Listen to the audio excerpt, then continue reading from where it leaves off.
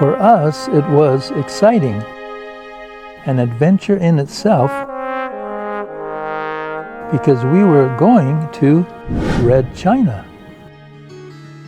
I am Eric Foster. The words you just heard were written by my uncle, Edgar Snow, in Red Star over China. In 1936, he came to Bao'an with a desire to seek the truth, and for the first time brought the story of Red China to the world.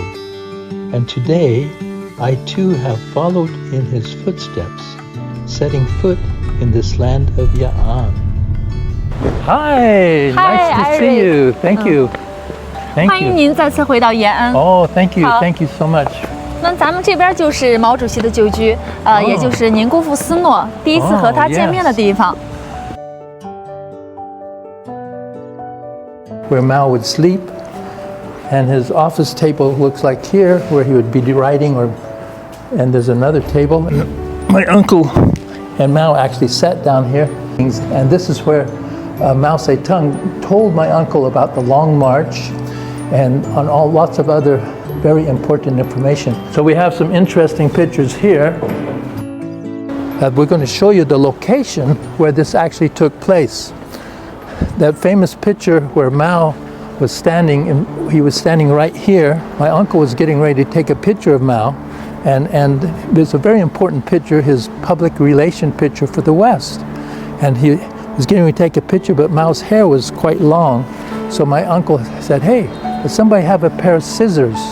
And so they got a pair of scissors and he cut Mao's hair, and then he brushed it back.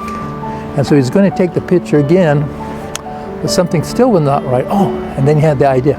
Oh, I know. They took his hat off, put it on Mao, and that's the story behind that hat on Mao. It's actually my uncle's hat. You always hear about history, but coming here you can actually see history, and you can actually touch history. You can feel the history here. My uncle and Mao Zedong sitting here. You can put your imagination to work and just imagine them sitting here over hot water, drinking hot water and talking for hours upon hours. And so it is quite remarkable how simple life was. And when you can imagine what came out of this simple room, the percussions that affected history, not only history of China, but the whole world, what came out of this room here.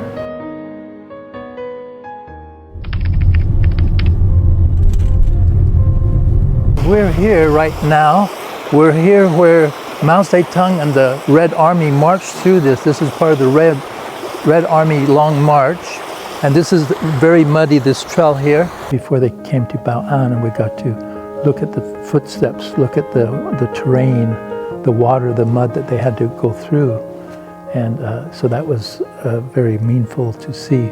At that time, China was poor and backward, with Japan lurking nearby, poised to launch a full-scale war of aggression.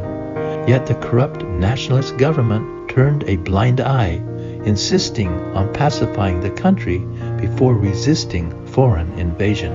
It was precisely because my uncle came to Bao'an that the epic Long March and the story of Red China were introduced to the world for the very first time. Because if you could see here's China, and here's the Long March going here, you know, and so they're like the roots of a tree, you know, and so this was the roots of modern day China. This was your roots,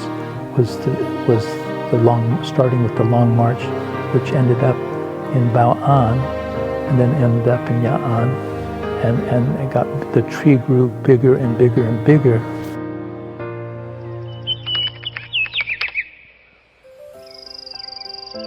We're right now at Feng Huangshan Mountain here, and this is Mao Zedong's former residence, also Judas and other important leaders. And we're going to come in here. This here is the front of his place, and there's a famous picture of my aunt Mao Zedong and some other foreigners who came to pick up my aunt. Before, as growing up, my mother always told me about my famous aunt and uncle in China. And when I was younger, I wanted to come and shake Chairman Mao's hand. So it always in my heart wanted to come to visit China. When I was first decided to come to China in 2010, I tried to find out about China on the internet, trying to find out, wow, what's China like today? And all I could find was these old movies with everybody was dressed in blue, and people pushing hand carts. And so when I came to Beijing, and my God, it's so modern. The TikTok, the Red Note, they found out the truth about China. Like, oh my God, China's so cool. These are the younger generation type of people, and they're learning the truth about China for the first time, and they start seeing what China is really like. That some of them are crying. 这顶帽子送给您。哦，谢谢你。在中国人的心里，斯诺先生呢就是家人，他是第一位向世界讲述了中国故事的外国朋友。As I put on this cap, I can almost feel the weight it carried in those days. It feels not merely like nostalgia, but more like a form of inheritance. And that was always my uncle and my aunt's heart's desire, was that China and America could come back together as friends, And this is what they tried to do with their life, is to try to build a bridge between the two countries. Of course, we know that basically you have to build a bridge. People to people is the bridge that's going to last the longest. As my aunt said, that the people to people between China and America is so important, because the politics is like the weather. It changes all the time. So the people to people is what's really important, that we need to build that bridge between the people to people. And I love China. So I want to try to do what my aunt and uncle did, was to promote China to the world. And then I thought, I need to write a book. That's what I need to do. This is what I've been doing for the last 12 years or 13 years. My book, I've written it to help bridge between the people to people of America and China. My book tries to tell the true history about China, to help whoever reads it in America or other Western countries to see the real China. So, 我爱中国。